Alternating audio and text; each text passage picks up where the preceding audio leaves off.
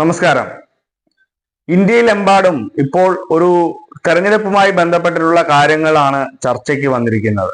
അത് മറ്റൊന്നുമല്ല, രാഹുൽ ഗാന്ധി തുറന്നുവിട്ട ഒരു ഭൂതം ഇന്ത്യയിലെമ്പാടും അത് ചർച്ചാ വിഷയമായി മാറിയിരിക്കുകയാണ്.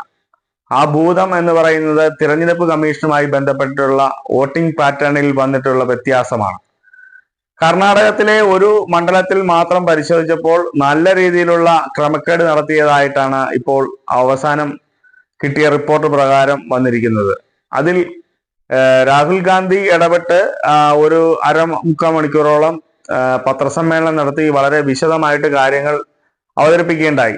ആ മണ്ഡലത്തിൽ തന്നെ BJPക്ക് നല്ല രീതിയിലുള്ള വോട്ടിംഗ് അവിടെ ചേർക്കുന്നതിന് വേണ്ടിയിട്ടുള്ള ശ്രമങ്ങൾ നടത്തിയിട്ടുണ്ട്. അത് ആ സ്ഥലത്തില്ലാത്തവർ വരെ ആ മണ്ഡലത്തിൽ പുതിയതായി ചേർക്കപ്പെട്ടിട്ടുണ്ട്. അതുപോലെ തന്നെ വിവിധ സ്റ്റേറ്റുകളിലും ഇതുപോലുള്ള ക്രമക്കേടുകൾ നടന്നിട്ടുണ്ടെന്നുള്ളത് വ്യക്തമായി മനസ്സിലാക്കിയിരിക്കുകയാണ്.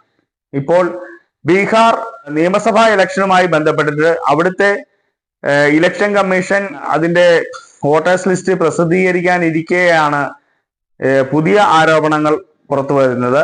അതിൽ ഇലക്ഷൻ കമ്മീഷൻ പറയുന്നത് മുസ്ലിങ്ങളുടെ വോട്ട്, ഇലക്ഷൻ കമ്മീഷന്റെ സൈറ്റിൽ മുസ്ലിങ്ങളുടെ വോട്ടൊന്നും കാണുന്നില്ല. കാര്യം അവിടെ ഒരു ഭൂരിപക്ഷം വരുന്ന മുസ്ലിങ്ങളുടെയും വോട്ട് വോട്ടേഴ്സ് ലിസ്റ്റിൽ നിന്നും മാറ്റിയിരിക്കുകയാണ്. അതിനെ സംബന്ധിച്ച് ചോദിച്ചപ്പോൾ അത് ഇന്ത്യയിൽ ഉള്ള ആൾക്കാരല്ല എന്ന് വരുത്തി തീർക്കുന്നതിന് വേണ്ടിയിട്ടുള്ള ശ്രമങ്ങൾ നന്നായി അവിടെ പരിശ്രമിച്ചിട്ടുണ്ട് എന്നുള്ള കാര്യത്തിൽ യാതൊരു തർക്കവുമില്ല. ആ ഇലക്ഷൻ കമ്മീഷൻ അതിന് കൂട്ടു നിൽക്കുകയാണ്. BJP എന്ന് പറയുന്ന രാഷ്ട്രീയ പാർട്ടിക്ക് വേണ്ടി ഇലക്ഷൻ കമ്മീഷൻ കൂട്ടു നിൽക്കുകയാണ്. ഈ ആൾക്കാരെ അവിടെ നിന്നും തുടച്ചു മാറ്റുന്നതിനും മുസ്ലിങ്ങളെ മാത്രം, മുസ്ലിങ്ങളും ന്യൂനപക്ഷങ്ങളും ദളിത് ആദിവാസി വിഭാഗത്തിൽപ്പെട്ടവരെയും എല്ലാം വോട്ടേഴ്സ് ലിസ്റ്റിൽ നിന്നും പൂർണ്ണമായി ഒഴിവാക്കി അവർ ഇന്ത്യക്കാരല്ല എന്ന് പറഞ്ഞുകൊണ്ട് മാറ്റി നിർത്തപ്പെടുകയാണ്. അങ്ങനെ ഒരു സാഹചര്യത്തിലാണ് സുപ്രീം കോടതി ഇടപെട്ട് ഇപ്പോൾ വോട്ടേഴ്സ് ലിസ്റ്റിന്റെ പൂർണ്ണ രൂപം ഏകദേശം ഒരു 65 ലക്ഷത്തോളം വരുന്ന വോട്ടേഴ്സ് ആണ് ഇപ്പോ അതിൻ്റെ അകത്ത് കാണാനില്ലാത്തത്. ആ പൂർണ്ണമായ വോട്ടേഴ്സ് ലിസ്റ്റ് തരണമെന്ന് സുപ്രീം കോടതി ആവശ്യപ്പെട്ടത് പ്രകാരം അത് പൂർണ്ണമായി കൊടുക്കാൻ പറ്റില്ല എന്നാണ് അവിടുത്തെ ഇലക്ഷൻ കമ്മീഷൻ, ബീഹാറിലെ ഇലക്ഷൻ കമ്മീഷൻ പറയുന്നത്. എന്താണ് ഇന്ത്യയിൽ നടക്കുന്നത്?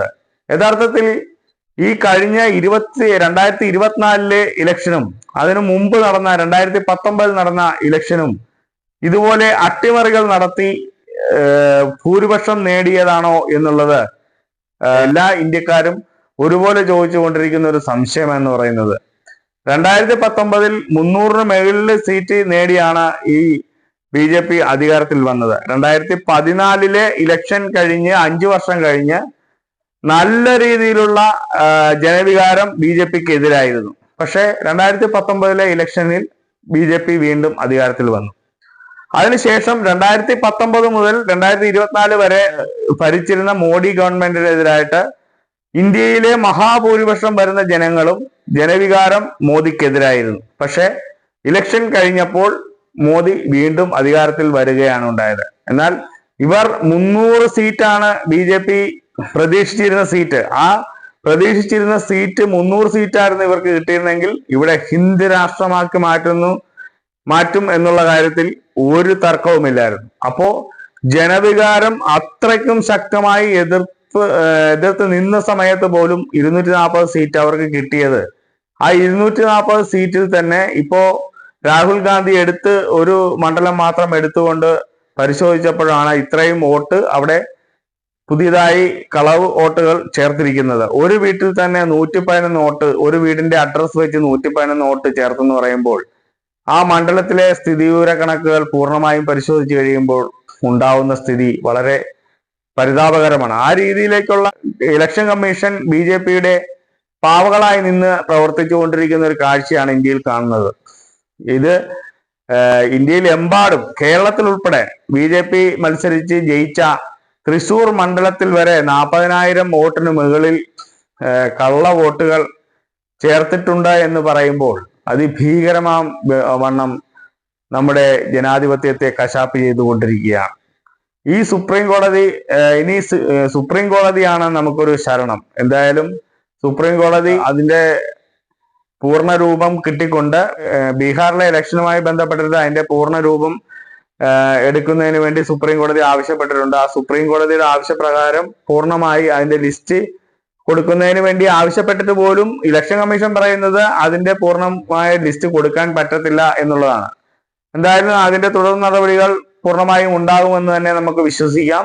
സുപ്രീം കോടതി അതിന്റെ ബാക്കിയുള്ള വിശദാംശങ്ങളെല്ലാം പരിശോധിച്ച് തുടർ നടപടികൾ എടുക്കും എന്ന് തന്നെയാണ് നമ്മളുടെ എല്ലാം വിശ്വാസം. അതുകൊണ്ട് BJP എന്തായാലും ജനവികാരം ശക്തമായിട്ടുണ്ട് എന്നുള്ള കാര്യം, കേന്ദ്ര ഗവൺമെന്റിനെതിരായിട്ട് ശക്തമായ ജനവികാരം ഉണ്ടാകുന്നുള്ള കാര്യത്തിൽ യാതൊരു തർക്കവുമില്ല. അത് തെരഞ്ഞെടുപ്പ് പ്രതിഫലിച്ച് കാണേണ്ടതാണ്. പക്ഷേ ആ ജനവികാരത്തിനെല്ലാം എതിരായിട്ടാണ് തെരഞ്ഞെടുപ്പ് ഫലങ്ങൾ പുറത്തു വരുന്നത്. അപ്പോൾ സ്വാഭാവികമായിട്ടും ജനങ്ങൾക്ക് അതറിയാനുള്ള അവകാശമുണ്ട്. അപ്പോൾ ഇനിയുള്ള ദിവസങ്ങളിൽ കൂടുതൽ തെളിവുകൾ പുറത്തു വരും എന്നുള്ള കാര്യത്തിൽ യാതൊരു തർക്കവുമില്ല. പുറത്തു വരിക തന്നെ ചെയ്യും. എത്ര കളവ് നടത്തിയാലും ഒരു നാൾ കള്ളൻ പിടിക്കപ്പെടുക തന്നെ ചെയ്യും. എന്തായാലും നമുക്ക് സുപ്രീം കോടതിയുടെ കൂടുതൽ ഇടപെടലുകൾ നടക്കുമെന്ന് നമുക്ക് വിശ്വസിക്കാം. വരും ദിവസങ്ങളിൽ അതിന്റെ നടപടികൾ ഉണ്ടാകുമെന്ന് വിശ്വസിക്കുന്നു.